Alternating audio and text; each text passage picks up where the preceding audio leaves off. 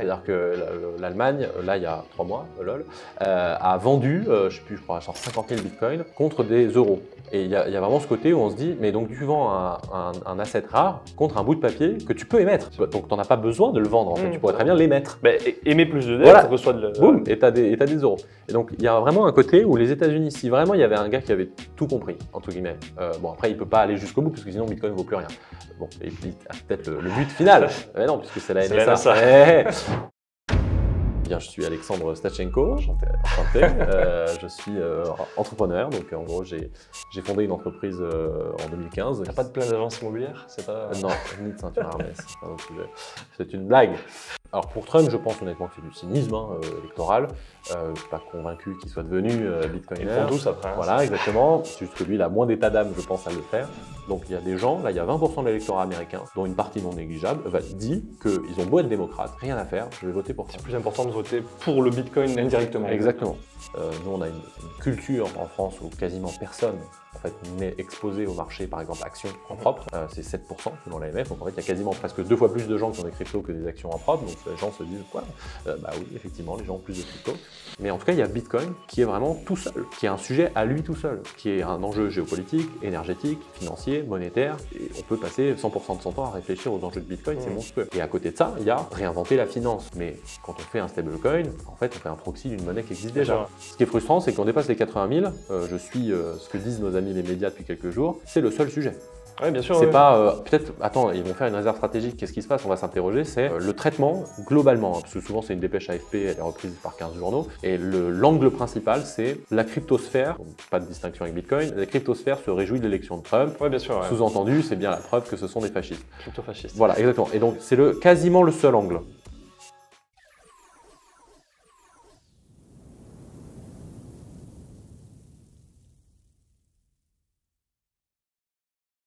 En tout cas, ça me fait plaisir de pouvoir accueillir un crypto-fasciste sur la chaîne. En réalité, parce que j'ai eu des discussions avec Nicolas Dufresne, Tom Benoît, etc. Et à chaque fois, on me dit mais t'es anti-Bitcoin, t'invites jamais des personnes pro-Bitcoin. Je dis j'ai pas eu l'occasion de le faire. Donc, c'est l'occasion. Voilà, c'est l'occasion. Et en plus, un crypto-fasciste revendiqué. C'est une blague.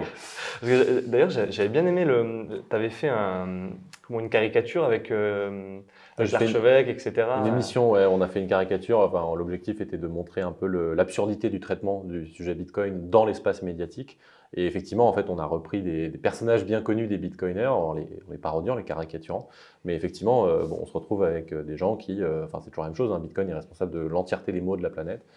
Entre eux, ça va détruire la planète, c'est le terrorisme, le blanchiment, la pédopornographie, c'est pas une monnaie, ça sert à rien, c'est machin. Enfin, on a vraiment l'impression que il y a un paradoxe, hein, le truc est selon eux complètement insignifiant, mais mérite toute l'attention. Ouais, exactement. Donc bon, c'est marrant, enfin c'est marrant 30 secondes, parce qu'évidemment, du coup, quand on est dedans depuis 10 ans, bah, on se fait traiter de terroriste depuis 10 ans, ce qui n'est pas très drôle, mais bon. En fait, j'ai l'impression que être pro-Bitcoin, c'est un peu le prolongement d'être libéral. Maintenant, c'est le néolibéralisme qui est un petit peu le problème de tout. Et dès qu'il y a quelque chose qui ne me plaît pas, c'est... Bah, je pense que c'est même... le libéral, effectivement, il n'y a pas vraiment d'espace libéral en France, mais il y a un côté où, effectivement, de toute façon, il n'y a pas de mesure. C'est-à-dire que soit tu es ultra méga libéral, soit bah, tu ne l'es pas, mais tu rentres dans le spectre de l'étatisme quelque part. Sur Bitcoin, il y a même pas la... Alors ça change un petit peu, mais il n'y a vraiment même presque pas la possibilité de s'expliquer. C'est genre Bitcoin, même dans une conversation, là je ne parle pas que des médias, hein, mais pendant longtemps, les conversations juste normales, je te dis ouais, je suis dans le Bitcoin, instantanément, il y a un truc qui se passe chez les gens qui est le Bitcoin, mais alors évidemment après tu le masques de sociabilité, mais c'est toujours un peu le Bitcoin, voilà quoi. ce truc-là. Le truc qui permet de blanchir l'argent. Voilà, exactement. Donc bon, c'est pas grave, on fait avec. Là, je suis en train de penser, tu t'es même pas présenté du coup. Non, parce que, bon, en fait, je pars du principe que maintenant tout le monde te connaît dans l'écosystème. Dans l'écosystème. Tout le monde n'est pas dans l'écosystème. Voilà. Mais de plus en plus, d'ailleurs, on va en parler avec notamment les élections, ça va être le sujet de cette vidéo. Je te laisse te présenter peut-être un petit peu avant. Bien, je suis Alexandre Stachenko. Enchanté. Je suis entrepreneur, donc en gros, j'ai J'ai fondé une entreprise en 2015. T'as pas de plein d'agences immobilières? C'est pas... Non, ni de ceinture Hermès, c'est un autre sujet. Donc non, j'ai fondé une entreprise en 2015 qui faisait du conseil sur les sujets crypto, blockchain, Bitcoin. Alors pas du conseil en investissement, plutôt du conseil stratégie, c'est-à-dire comment se positionner en tant que boîte, aller conquérir de nouveaux marchés, de nouveaux clients. Des formations aussi, et du développement technique. On a monté cette boîte jusqu'à une vingtaine de personnes. On l'a vendu à KPMG, donc grand cabinet Big Four, donc audit et conseil, en 2021. Je suis resté 2 ans chez KPMG comme directeur de la business unit crypto. Et puis je suis parti en 2023. J'ai fait des conférences, des livres, puis 2-3 projets. J'ai essayé de faire du minage également, mais bon, En France? En France, voilà, donc c'est problématique. Jusqu'à comprendre l'administration française plus en détail. Malheureusement. Et le marché où je ne peux pas lutter contre le contribuable, malheureusement. Et là, j'ai rejoint en avril 2024 Paymium, qui est donc une des plus anciennes places de marché Bitcoin du monde, et en tout cas la dernière en France, notamment parce que je pense qu'il y a des vrais enjeux de souveraineté à défendre le fait qu'il existe une alternative européenne et française pour se fournir en Bitcoin, tout simplement, avec vraiment l'infrastructure de marché. Donc les gens font souvent la confusion, mais il y a une différence entre un courtier et une place de marché. Donc les courtiers en France, il n'y a pas de souci, hein, il y en a une centaine, il y en a plein. Mais la place de marché, ce n'est pas l'endroit où juste on dit je veux tant.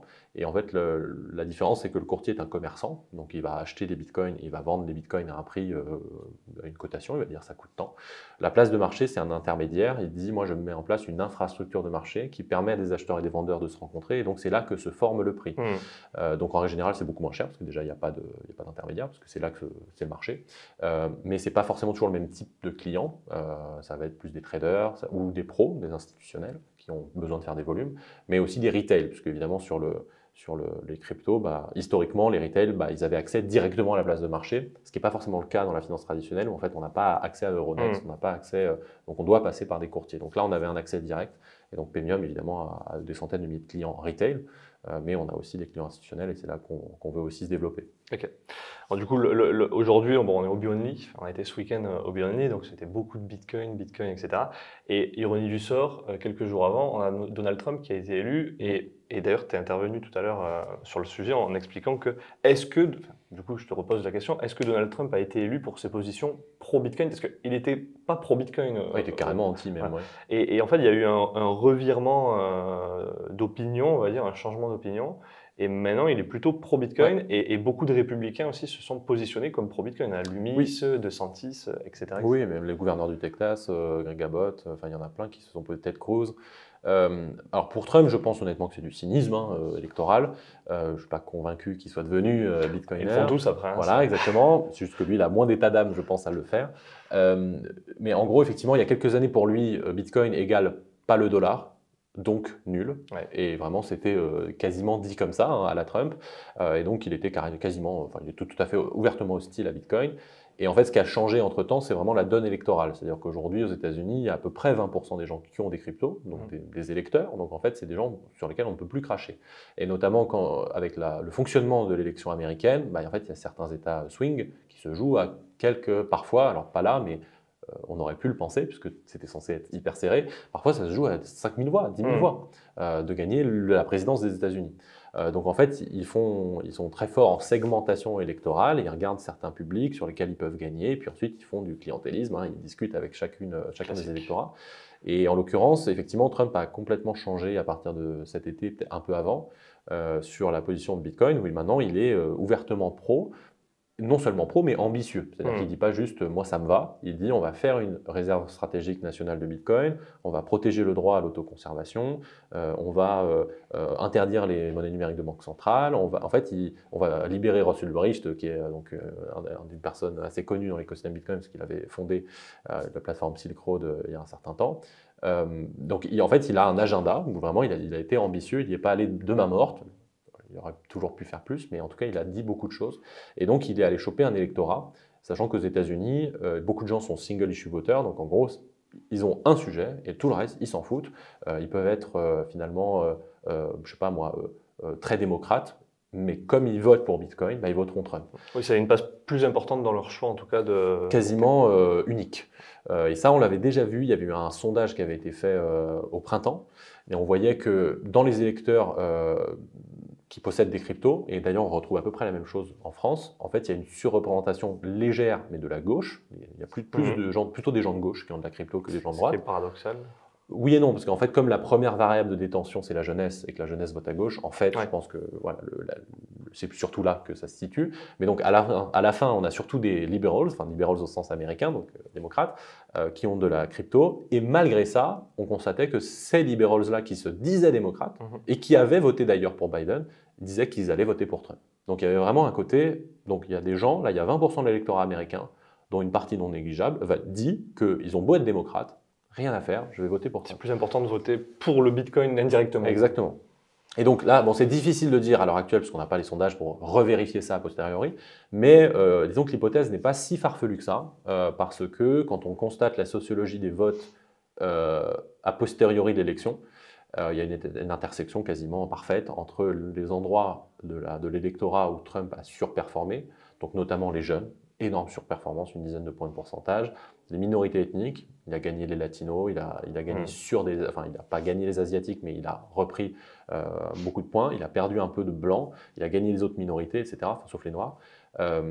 Mais en tout cas, il a gagné globalement sur les minorités ethniques, gagné au sens surperformé, pas gagné au sens majoritaire, et les ménages à revenus modestes, sur lesquels il a non seulement surperformé, mais en plus il a pris la majorité. Donc, ce qui est paradoxal, complètement paradoxal. On nous disait, non, les riches, pauvres, c'est plutôt les démocrates, et les riches, c'est a priori les républicains. Et ce qui était le cas à la précédente élection. Les pauvres, effectivement, votent démocrates, les riches votent républicains.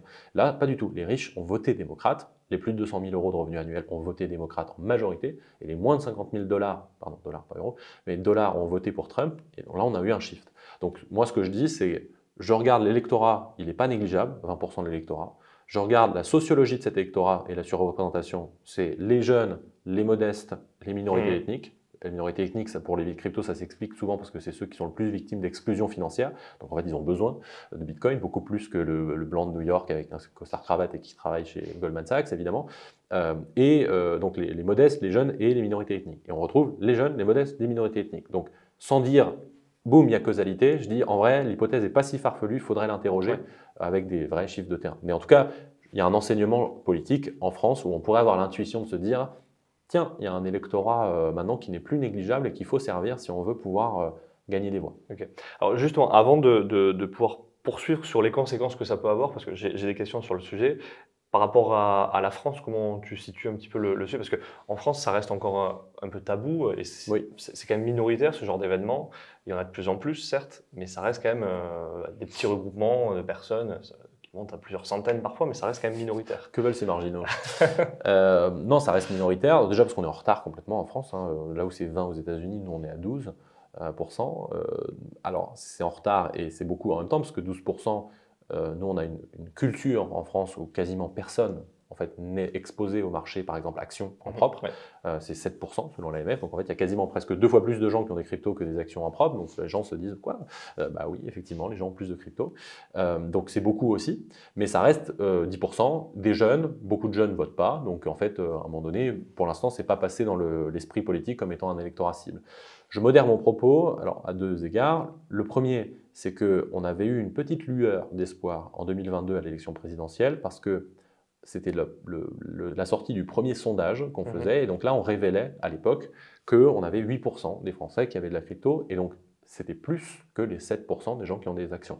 Donc il y avait un côté quand même, ça avait fait une petite bombe chez les politiques et chez les journalistes de se dire « Merde, en fait, c'est pas 3 geeks dans un garage. On parle de millions de Français, en fait. On parle de gens qui sont supérieurs aux gens qui détiennent des actions. » Donc il y avait une couverture, on était allé à Bercy, événement au ministère de l'économie, et on avait notamment eu toute une séquence qui avait commencé à s'ouvrir avec Ledger, donc une des licornes françaises dans la crypto, il y en a 2 avec Sorare, qui avait dit « Moi, je peux vous accueillir. » Et ça fait des années que je disais, il faut absolument que les politiques aillent à Ledger, ça coûte un billet de train. Donc ils ont eu une usine de production de hardware à Vierzon. Et donc en fait, politiquement, l'histoire à raconter est géniale. Réindustrialisation, endroit sinistré, innovant, une usine, un entrepreneur, on développe le tissu local, on arrive, Bitcoin, nanana, on repart, ça nous a coûté 200 €, et en fait on a fait une opération de com magique. Moi j'étais, il faut faire ça, mais en général on me répondait où est-ce qu'on met de la subvention, c'est dans notre débat. Et d'ailleurs, en parlant de l'entreprise Ledger, saviez-vous qu'elle est un leader mondial dans la sécurité des crypto-monnaies?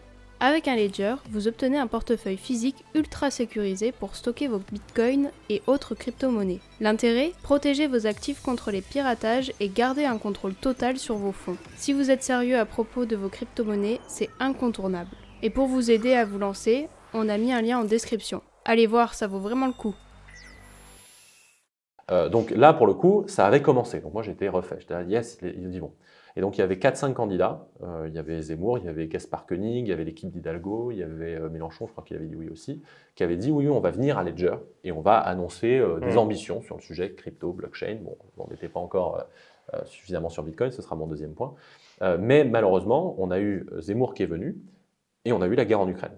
Et donc, tout le monde a annulé. Ouais. Il n'y a eu finalement que Zemmour. Et non seulement, ça a complètement éclipsé, légitimement en vrai, évidemment, mais on n'a parlé que d'Ukraine pendant 6 mois jusqu'à la fin de la campagne.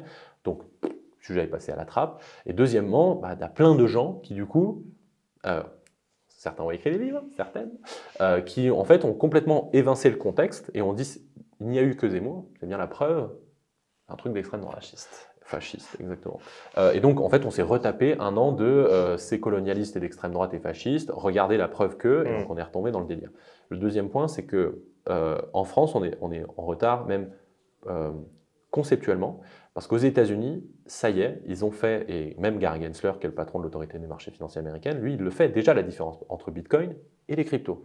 Et Bitcoin, c'est une commodity, c'est une marchandise, et j'allais dire peu importe la qualification, conceptuellement, vous faites un grand bond en avant dans la compréhension des cryptos, quand vous comprenez qu'en fait, ce n'est pas les cryptos, c'est Bitcoin. Ça veut tout et rien dire. Sinon. Exactement. Mais c'est comme, je dis souvent, vous ne faites pas une analyse sur les actifs.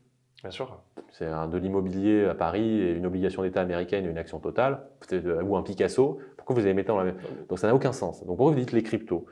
Dans les cryptos, il y a des NFT d'art, il y a des obligations, il y a des stablecoins, et puis, bon, bref. Mais en tout cas, il y a Bitcoin qui est vraiment tout seul, qui est un sujet à lui tout seul, qui est un enjeu géopolitique, énergétique, financier, monétaire, et on peut passer 100% de son temps à réfléchir aux enjeux de Bitcoin, c'est monstrueux. Et à côté de ça, il y a réinventer la finance. Mais quand on fait un stablecoin, en fait, on fait un proxy d'une monnaie qui existe déjà. Quand on fait une obligation tokenisée, c'est une obligation, le sous-jacent n'a pas changé. Donc il y a un côté, c'est de l'optimisation, alors que l'autre, c'est nouveau.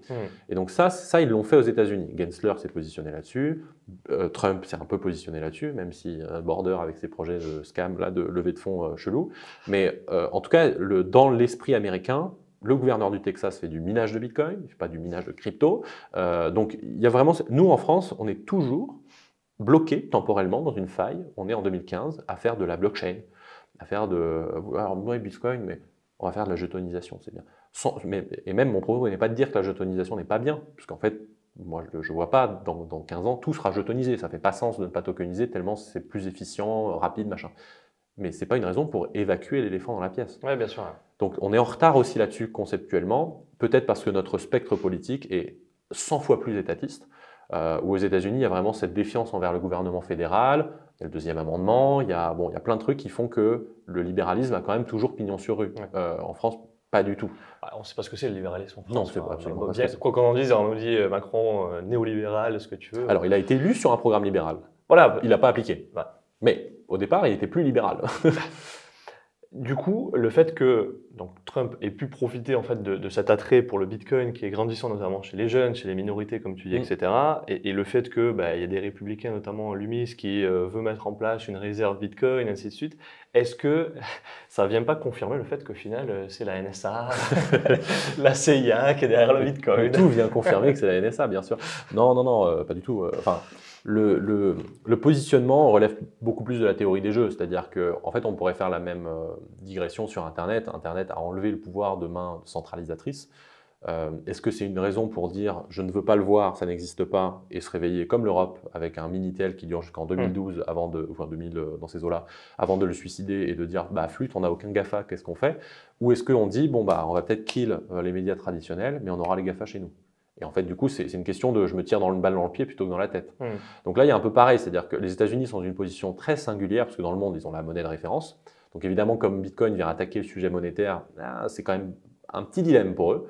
Mais les États-Unis sont un pays suffisamment décentralisé avec un ethos libéral pour que, à partir du moment où, tu vois, typiquement le Texas aujourd'hui, qui est devenue une vraie capitale mondiale de Bitcoin, notamment pour le minage, aujourd'hui, quand tu as 2, 3, 4, 5 gigawatts de puissance installée, que ça commence à être quasiment indispensable pour équilibrer le réseau électrique, qu'ils font des taxes et du PIB avec, en fait, ils font des emplois, de la richesse, ils ont un boom. En fait, la théorie des jeux rentre en jeu, c'est-à-dire qu'il y a des gens, notamment les démocrates, qui effectivement, Elizabeth Warren au premier rang, étaient en mode non, ça, ce truc-là, il faut le tuer, ça n'existe pas. Il faut la SEC, quand la SEC, donc l'AMF américaine, l'autorité des marchés financiers américaine, quand elle a autorisé les ETF en début d'année, beaucoup de gens l'ont vu, c'est bien la validation du système. Non, le contexte, c'est que ça faisait 10 ans qu'ils ne respectaient pas la loi pour interdire ces trucs-là. Et que ce n'est qu'après avoir perdu procès, et au dernier recours du procès, qu'ils ont fini par dire, bon, à part si on veut finir en tôle, on est obligé d'accepter ces ETF Bitcoin, parce qu'en fait, la justice est indépendante aux États-Unis, pas dans tous les pays. Donc ils ont une Cour suprême indépendante, etc. Donc en l'occurrence, ils étaient obligés.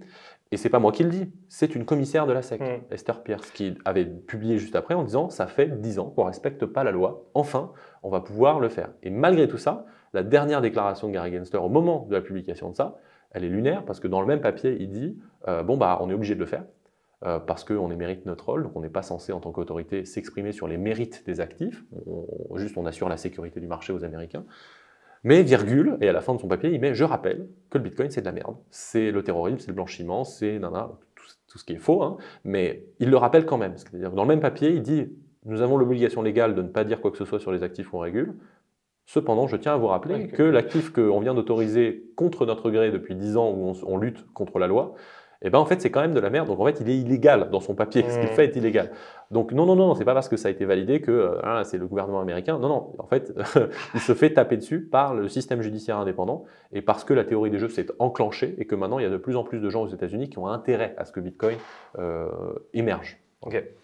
Du coup, pour être un peu plus sérieux, parce que évidemment la théorie farfelue de la NSA, la CIA ou je ne sais quoi, bon, ça a été démonté, mais il y a 10 ans, en fait. Je ne sais même pas pourquoi on continue à en parler.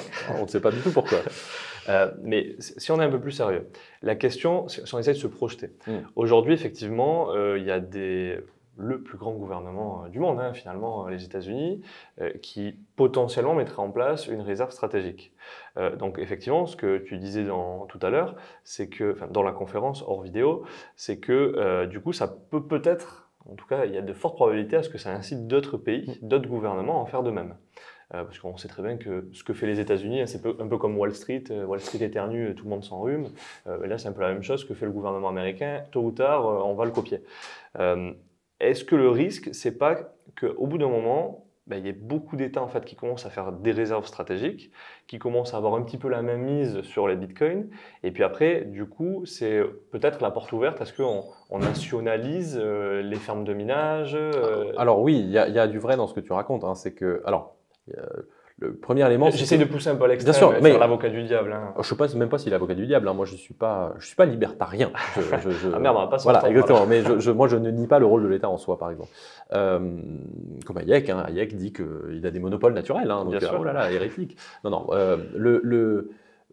Déjà, première chose, le fait d'avoir des bitcoins ne donne pas de contrôle sur le réseau. Bien sûr, totalement. Donc, au mieux, ça donne la possibilité de dumper une fois et d'altérer le prix. Exact. Voilà, point. Et puis après, il n'y a plus de bitcoin.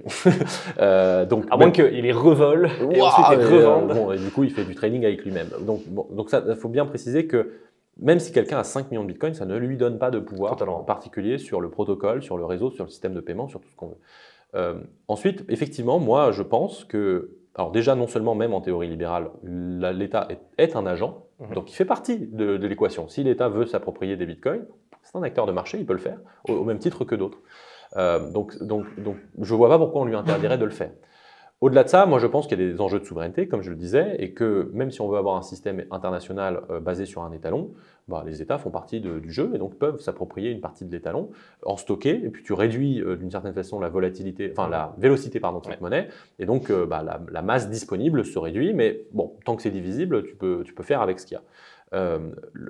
L'autre chose sur l'irruption des États, pour moi, c'est l'étape presque naturelle, notamment via le minage. Pourquoi ? Parce que beaucoup de compagnies d'électricité dans le monde sont des acteurs étatiques. Et en fait, le minage, c'est une industrie qui vit avec la fameuse règle du dernier survivant, c'est-à-dire qu'en gros, il y a des coûts d'opération qui dépendent tellement du prix de l'électricité, 95% en gros, c'est combien de temps je suis capable de tenir avant de mettre mes concurrents en faillite. Et ça, dans cette théorie-là, évidemment, plus tu as accès à de l'électricité pas chère, plus tu gagnes. Donc c'est une des raisons pour lesquelles justement les mineurs sont des très bons charognards d'énergie dont personne ne veut. Ils vont chercher l'énergie qui vaut zéro. Bien sûr. Donc évidemment, si on dit toujours ouais, on pourrait mettre un hôpital, bah non. Si on pouvait mettre un hôpital, il achèterait l'énergie à zéro. Donc en l'occurrence, souvent c'est des interconnexions qui sont mal raccordées au réseau, soit c'est du surplus de renouvelables, ou c'est un endroit complètement isolé avec une centrale hydroélectrique qui est en surplus. Bon, bref, tous ces endroits-là sont des endroits où les mineurs se connectent pas mal. Qui permet en plus de générer un gain économique sur quelque chose qui devrait être gaspillé, entre guillemets. Mais qui l'est aujourd'hui, hein, globalement. Les torchères. Je prends un exemple aussi, même d'un point de vue électrique, dans un de mes articles que j'ai écrit, qui s'appelle Bitcoin, une solution contre-intuitive au changement climatique, où je dis l'alternative actuelle, c'est quoi? Prenons l'exemple de la Nouvelle-Zélande, où en fait, dans la Nouvelle-Zélande, la quasi-totalité de la population habite dans la grande île du Nord, et en fait, la grande île du Sud, elle est full montagne, avec des rivières partout, et ils font toute leur hydro. Et donc, en fait, l'interconnexion, c'est que dans un sens. L'énergie est créée dans un endroit et va dans l'autre. Mais en fait, ça crée des problèmes de tension sur le réseau. Et donc, à l'heure actuelle, au lieu de rajouter des consommateurs au sud, ce qu'ils font, c'est qu'ils prennent une grosse boîte en métal, une résistance, et ils balancent ça dans la terre. Okay. Parce que sinon, le réseau explose, en fait. Et donc, aujourd'hui, il faut bien se rendre compte que, alors c'est contre-intuitif, parce que pour beaucoup de gens, on a eu une crise énergétique, donc on est en pénurie d'énergie.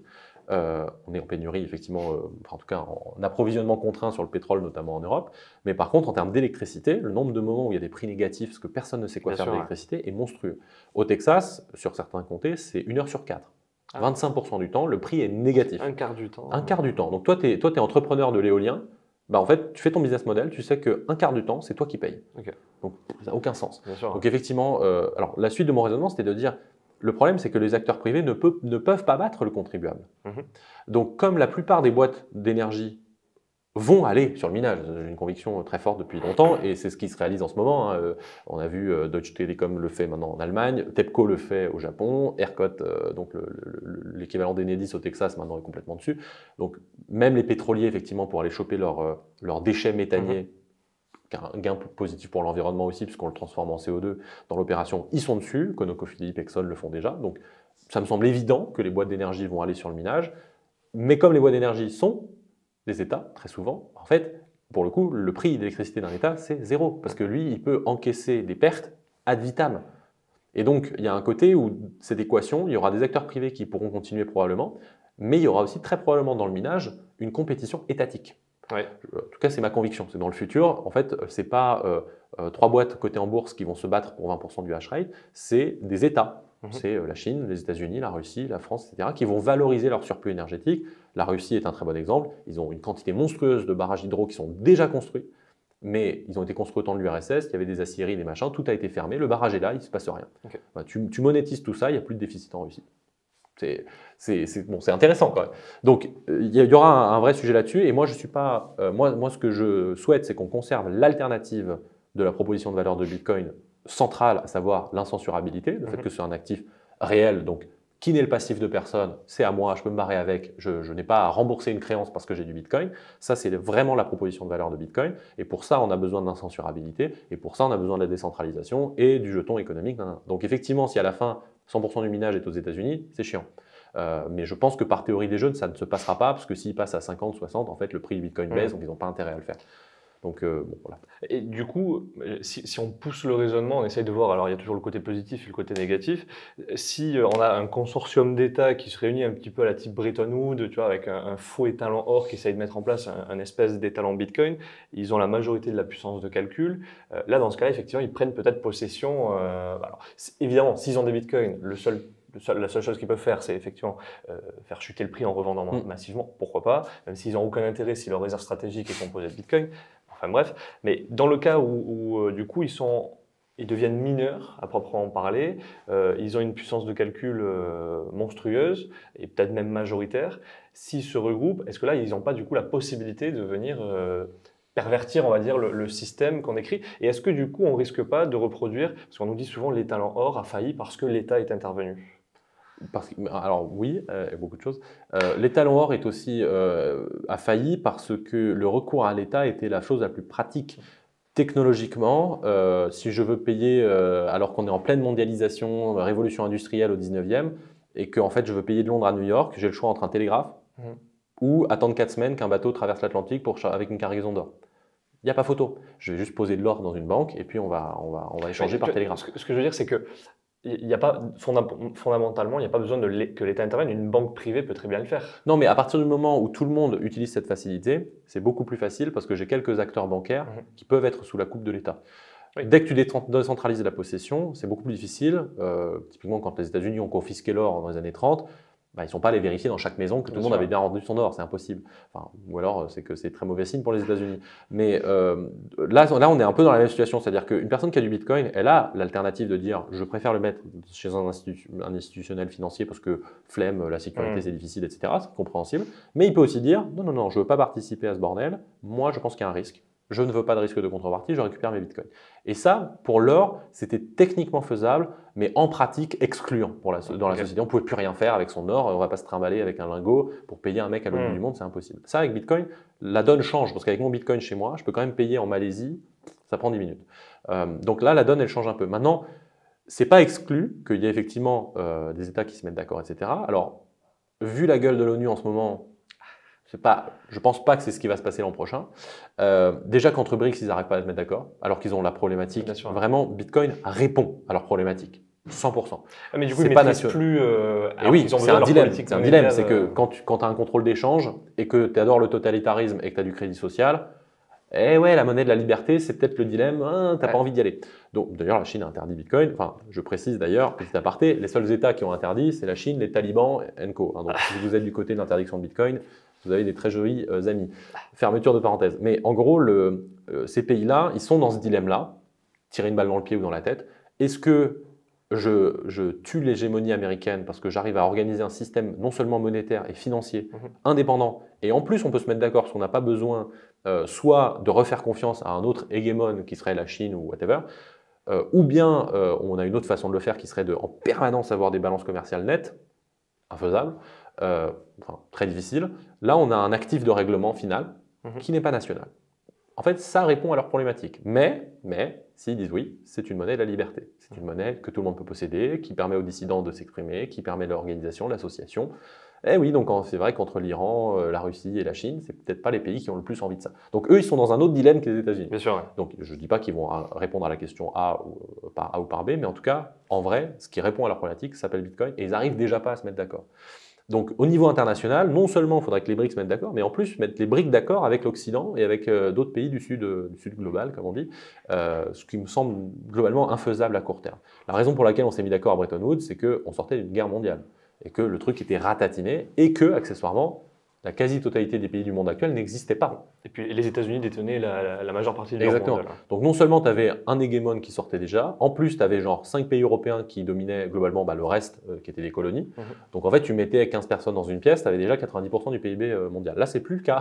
Là il y en a d'autres. En fait les BRICS ont dépassé le G7. Donc en fait on n'est plus dans la même situation. Donc c'est pas exclu. Et si ça se passe, tant mieux, on a un étalon de commerce international, mais je pense que ça va surtout se passer de manière organique. La façon d'ailleurs dont l'Iran, la Russie, la Turquie ou d'autres commencent déjà à dire on est OK pour les importations en Bitcoin. Parce que quand tu as été exclu de SWIFT et du système international, en fait, tu n'as pas trop de choix que d'aller chercher une alternative. Et Bitcoin fonctionne. Ça fonctionne depuis 15 ans. Beaucoup de gens veulent que ça meure, mais et pourtant elle tourne, comme disait l'autre.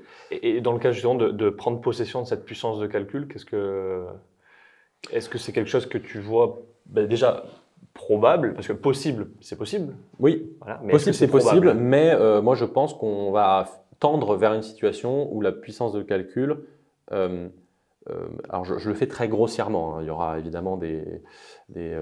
J'espère que tu te feras lyncher dans les commentaires. Non, il dit de la merde. Non, en gros, il y a un côté, la richesse, c'est de l'énergie. Il y a une corrélation linéaire, quasiment, et le Bitcoin, c'est de l'énergie.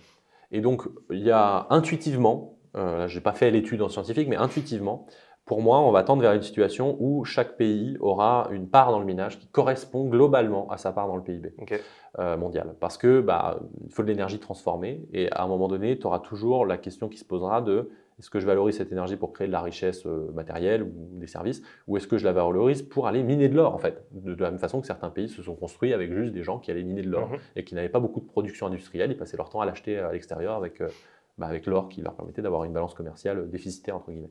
Donc là, c'est un peu pareil. Un pays, comme je le disais, comme la Russie, a des excédents énergétiques qui ne sont pas valorisés. Ils peuvent les valoriser et boum, on va les voir faire irruption dans le minage mondial.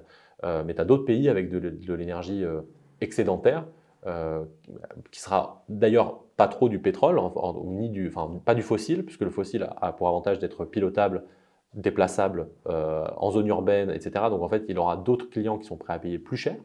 Mais tout ce qui est excédent énergie fatale, comme on dit, je pense que tous ceux qui en ont, ils iront vers ça, et donc il y aura un rééquilibrage quasiment naturel.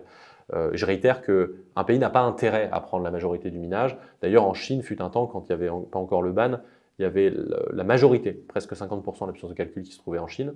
Et en fait, il y avait eu un moment, je ne sais plus exactement quand dans l'histoire, mais où certains mineurs avaient eux-mêmes réduit leur machine parce qu'ils ne voulaient pas envoyer le signal au réseau, que le réseau n'était plus sécurisé. Okay. Et donc, certes, tu gagnes un bitcoin de plus de temps en temps, mais s'il vaut 2 fois moins, ça ne sert à rien, autant couper ta machine. Donc, et dans ce cas-là, s'ils prennent par exemple 51% de la puissance de calcul, le risque notamment après de pouvoir pervertir le protocole de base. C'est plus compliqué que ça. C'est si tu as 51% de manière sustained pendant un temps long. Ouais. Et ça te donne juste une probabilité. Parce que ça reste probabilistique. Donc c'est plus compliqué que ça. Si jamais une attaque doit se faire, tu dois mobiliser, alors aujourd'hui en puissance électrique, on parle de trentaine, quarantaine, cinquantaine de réacteurs nucléaires comme ça, boum, qui sortent de terre. Bon, a priori ça prend 20 ans à construire, donc pas tout de suite. Non seulement il y a ça, il faut sortir les machines. Aujourd'hui, il y a 6 mois d'attente pour avoir une machine de minage. Il faut les poser sans que personne ne le voie, avec toute la logistique. Non, mais on pourrait imaginer, évidemment, depuis tout à l'heure, j'essaie de faire l'avocat du diable et voir les scénarios probables ou pas. Mais donc, il y a eu une implantation de machines et les entreprises sont déjà là. Les nationalisations, malheureusement, arrivent, oui. Pour certains, pour moi malheureusement, pour d'autres heureusement, ça existe. Et on pourrait se dire, maintenant qu'on a mis la main sur pas mal de bitcoins, on a peut-être permis de payer en impôts, ce qui permet aussi de récupérer plus de bitcoins. Oui. On a constitué des réserves, etc. Peut-être que l'étape suivante, c'est maintenant de nationaliser toutes ces fermes de minage. C'est possible. Mais je réitère que, comme j'ai dit tout à l'heure, c'est quasiment naturel pour moi. Okay. Donc ça, c'est un scénario qui est envisageable et qui devrait arriver selon toi. Je ne sais pas si on va y aller par nationalisation, mais même si on ne fait pas de nationalisation, un mineur qui doit être en profit ne peut pas lutter contre un État qui n'a pas cette contrainte. Est-ce que du coup, ça ne rentre pas aussi en contradiction avec le fait que justement, souvent, les maximalistes Bitcoin ou les pro-Bitcoin, qu'ils soient maximalistes ou pas, sont aussi justement pour sortir du carcan de l'État et se dire, moi, je ne veux pas que l'État mette la main dessus, je ne veux pas qu'il ait cette puissance de calcul, je ne veux pas être en lien étroit ou direct ou indirect avec l'État. Oui, mais bon, moi, je ne veux pas de la gravité, et puis voilà. Non, mais alors, moi, je ne suis pas en accord avec ça. Je me réfère souvent, et donc je renvoie les spectateurs à cette vidéo de Laurence Lessig, qui est un avocat assez connu aux États-Unis, parce que donc, il est à l'origine de l'expression Code is Law. C'est quelqu'un qui a beaucoup travaillé dans les années 80-90 sur les communs. Notamment, il est à l'origine de la licence Creative Commons, donc pour partager du contenu libérique, la propriété intellectuelle sur Internet, etc. Et il a fait une conférence à Sydney en 2015 où il parle à un parterre de développeurs crypto. Okay. Et son propos, alors déjà le titre de sa conférence c'est Déjà vu all over again, donc tiens, okay. du déjà vu. Et tout son propos c'est de dire, écoutez les gars, en fait, là tout ce qu'on fait là, ça sent le réchauffer.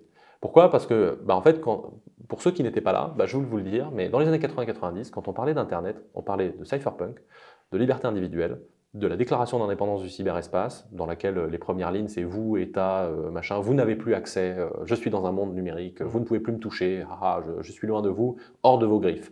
En fait, c'était tout ce truc-là, très anarchiste. Et il leur dit, et donc, faisons le bilan. Nous avons les GAFA et la NSA. C'est pire qu'avant. Donc, je vous enjoins, s'il vous plaît, à ne pas refaire la même erreur, c'est-à-dire vous enfermer dans une forteresse de « mais moi j'ai de la cryptographie, donc vous ne m'aurez jamais », et puis de se réveiller 15 ans plus tard, où vous êtes 15 dans votre forteresse, et la société entière est passée sous les GAFA et NSA.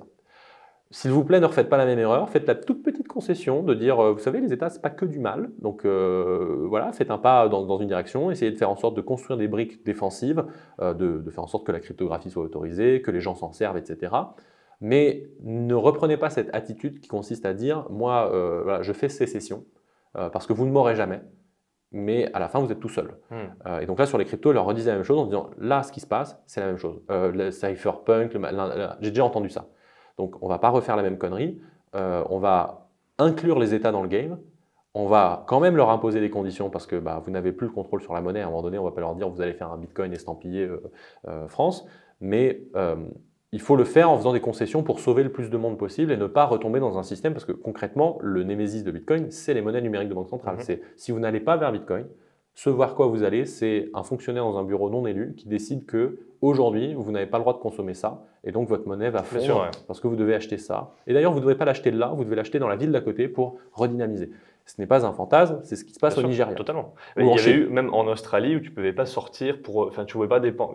Si tu percevais le chômage, ils avaient des cartes spéciales qui te permettaient de dépenser qu'à certains endroits. Tu ne pouvais pas acheter de cigarettes, pas d'alcool, etc. Moi, j'appelle ça la société de point de fidélité. C'est plus de la monnaie.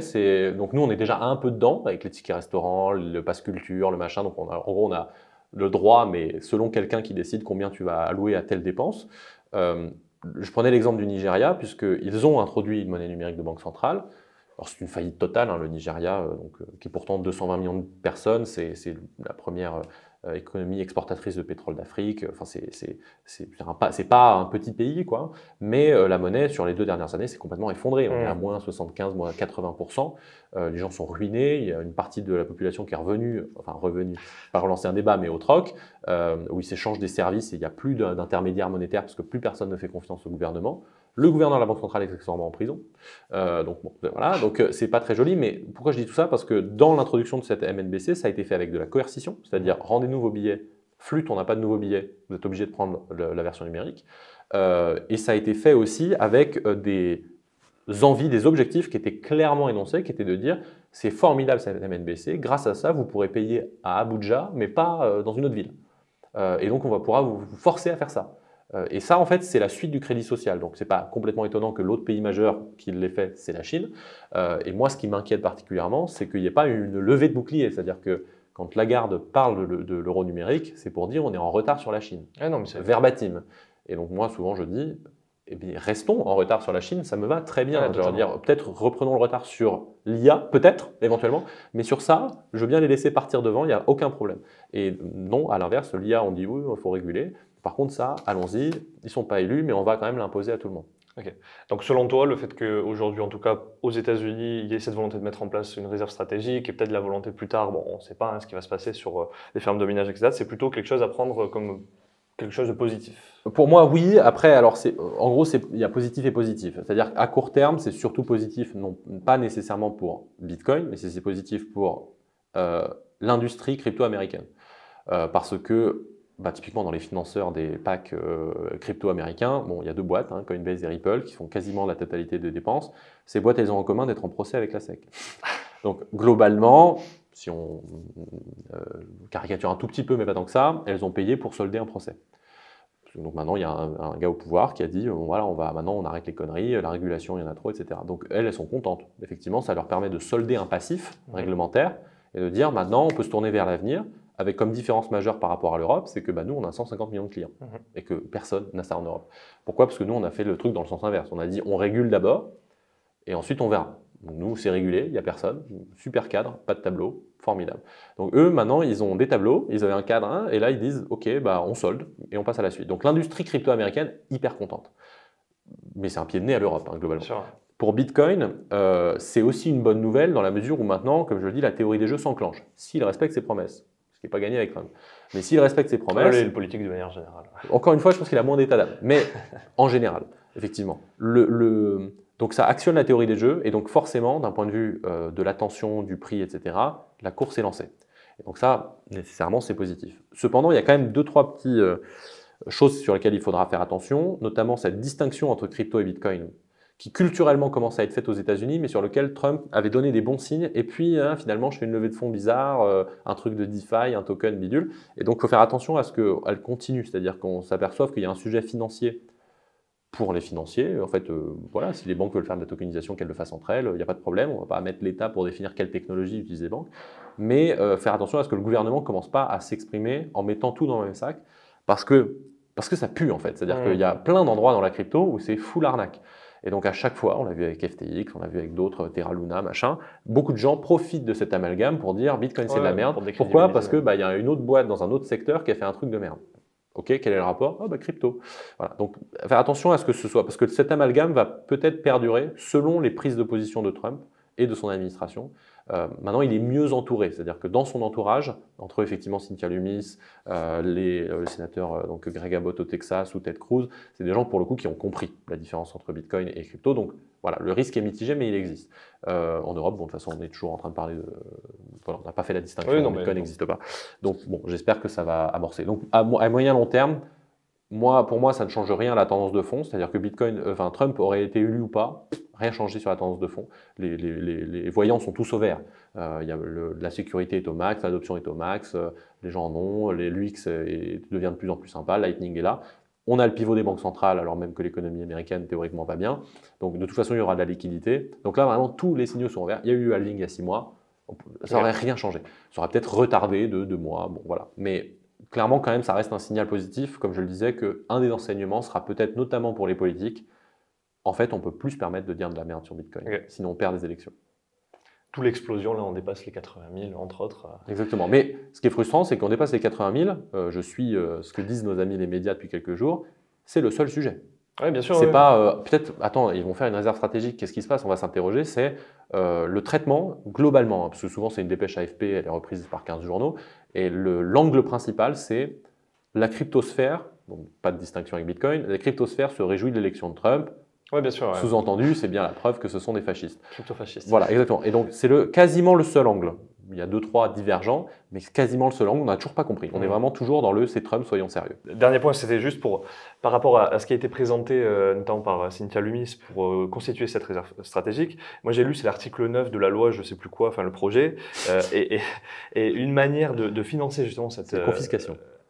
Alors, il y avait deux manières. La première manière, c'est... C'est les remontées de la Fed. Voilà, les remontées des bénéfices de la Fed, sauf qu'aujourd'hui, elle est déficitaire. Bon, parce que les taux sont élevés. Bon, et là, elle fait une petite manipulation comptable qui est que transfère les déficits. Transfert de déficits pour des futurs gains, donc il faudra les compenser avant de pouvoir acheter du Bitcoin. On ne peut pas faire faillite.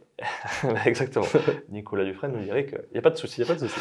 Et la deuxième manière, parce qu'on pourrait dire, pour récolter de l'impôt, ça permettrait de... Enfin, la Fed peut-être pas, mais le gouvernement oui. Voilà, le trésor, qui permettrait... Voilà, et après, il transfère à la Fed. De toute façon, les comptes du trésor sont à la Fed. Ouais.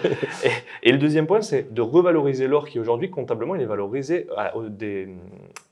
au prix des années 70. Donc l'or détenu dans le bilan de la Réserve fédérale est valorisé à 43 $ l'once. D'accord, je sais pas. Et donc une de ses stratégies, c'est du coup de revaloriser au prix de marché qui dépasse les 2500 $, et du coup comptablement de faire réévaluer l'actif, sauf qu'il va falloir réévaluer le passif au travers de réserves, de création de réserves. Et donc moi, mon point, j'avais fait une vidéo sur le sujet, c'est est-ce que du coup, la manière dont elle compte financer cet achat de Bitcoin, ça ne revient pas à faire d'une certaine manière la création de réserves, du quantitative easing pour pouvoir acheter du Bitcoin? Ça, pour le coup, c'est un risque. Ça, c'est problématique. Ça, c'est très problématique. C'est-à-dire que, d'ailleurs, je ne comprends pas pourquoi quelqu'un ne le fait pas. C'est que, en fait, alors c'est un peu l'inverse de ce qu'a fait l'Allemagne. C'est-à-dire que l'Allemagne, là, il y a 3 mois, a vendu, je sais plus, je crois, genre 50 000 Bitcoins contre des euros. Et il y a vraiment ce côté où on se dit, mais donc tu vends un asset rare contre un bout de papier que tu peux émettre. Donc tu n'en as pas besoin de le vendre, en fait. Tu pourrais très bien l'émettre. Émet plus de dette, reçoit de... Boum, et tu as des euros. Et donc il y a vraiment un côté où les États-Unis, si vraiment il y avait un gars qui avait tout compris, entre guillemets, bon après il ne peut pas aller jusqu'au bout, parce que sinon Bitcoin ne vaut plus rien. Bon, c'est peut-être le but final. Mais non, puisque c'est la NSA. Donc ça se mange la queue. Mais effectivement, tu pourrais très bien dire, quantitative easing, on prend le Bitcoin avec, merci, on vient de ruiner le monde. Et là, d'une certaine manière, on réévalue. Regarde le bilan de la Réserve fédérale et l'or est valorisé à 43 $ l'once. Il est valorisé à 1/60 de sa valeur. Et donc, son but, c'est tout simplement, on va le revaloriser à la valeur de marché. Et ce qui va faire qu'on augmente l'actif, on augmente le passif en réserve et on achète du Bitcoin. Et en fait, c'est une forme de quantitative easing. Moi, quand j'ai lu le projet, je me dis, mais en fait, si les pro-Bitcoin défendent la réserve stratégique en finançant l'achat de Bitcoin de cette manière, je trouve que c'est un peu en contradiction avec le fait de on s'oppose au quantitative easing, et c'est très bien, mais de s'opposer au quantitative easing et toutes ces choses-là.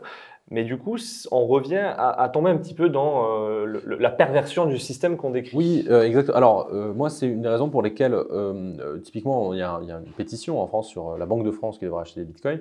En fait, je suis très mitigé, effectivement, sur la pertinence pour des banques centrales d'acheter du bitcoin, parce que, effectivement, elles ont juste à appuyer sur un bouton pour acheter le plus de bitcoin possible. Et de manière générale, si bitcoin existe, aujourd'hui, elles ont des stocks d'or, mais ça n'a pas de sens, ça ne sert à rien dans le système monétaire actuel. Moi, ça ferait plus de sens si ça redevenait un système sans banque centrale et où les gouvernements décident d'avoir une réserve qui leur permet de, un peu comme tu gères un budget, il y a des coups durs, j'ai une réserve. Si jamais j'ai un déficit commercial, je peux le combler avec du Bitcoin parce que c'est comme mon étalon or. Ça fait plus de sens dans ce sens-là parce que le gouvernement, théoriquement, est contraint par l'impôt. Ouais. Et donc, s'il alloue à l'achat de Bitcoin, il ne le met pas dans autre chose. Bon, avec la monnaie fiat, il est de facto pas contraint par l'impôt puisqu'il peut faire un déficit. Ou il demande à ce que les impôts soient payés en Bitcoin pour pouvoir remonter Voilà, ses réserves. mais ce que je veux dire, c'est qu'il y a la boucle est bouclée dans la mesure où le pouvoir d'achat est restreint, et donc c'est un agent économique comme les autres, et il en achète à proportion de ce qu'il est, du risque qu'il veut prendre par rapport aux autres activités. Sur la banque centrale, ça ne s'applique pas, elle ne peut pas faire faillite, donc donc il y a un vrai risque, non mais vraiment Ouais, pour le coup, et le risque c'est qu'effectivement, si demain la Fed pourrait effectivement imprimer 100 trillions, acheter du Bitcoin avec, le sortir de la circulation et dire je vous ai tué. Elle peut théoriquement le faire. Alors après, il y a est-ce que le marché s'en aperçoit pas? Est-ce que ça n'a pas une conséquence inflationniste aussi? Bon, bref, il y a plein de questions qui se posent, mais théoriquement, ça peut être fait. C'est juste que du coup, tu as effectivement émis des centaines de milliards pour acheter un actif dont tu vas rien faire, qui du coup va passer à zéro, parce que ça n'a plus Et de ta valeur. monnaie aussi en plus à côté. Et dans le même temps, tu as suicidé ton économie. Donc le prix à payer, la raison pour laquelle ce n'est pas fait, c'est que le faire, c'est suicider son économie, enfin suicider sa monnaie. Pour les États-Unis, ça peut vouloir dire suicider les autres. Mais bon, en Accessoirement. partie, accessoirement. Donc au moins tu suicides tout le monde. Mais au moins on a tué Bitcoin. Donc c'est un prix fort quand même à payer pour tuer Bitcoin, mais dans la théorie c'est possible. Ok. Écoute, merci beaucoup pour cet échange. Merci on a eu à en plus toi. l'occasion de se rencontrer grâce à cet Exactement. événement, et puis on va très probablement se revoir. Très Bienvenue chez les prochainement. crypto-fascistes. Ouais, voilà. et en fait, ce que plein de personnes pensent, c'est que je suis anti-Bitcoin, alors que tu vois bien que j'ai aucun souci. Au contraire, moi, j'essaie juste toujours de remettre un petit peu en question, voir comment on peut discuter. Tout à fait. Et évidemment, et d'ailleurs, mon portefeuille, je l'ai montré avec How to Bitcoin, 100% Bitcoin. Ah voilà, ça c'est bien ça. Donc, Félicitations. merci. Félicitations à toi aussi, crypto-fasciste. Et puis, on se dit à très vite. À très vite, merci.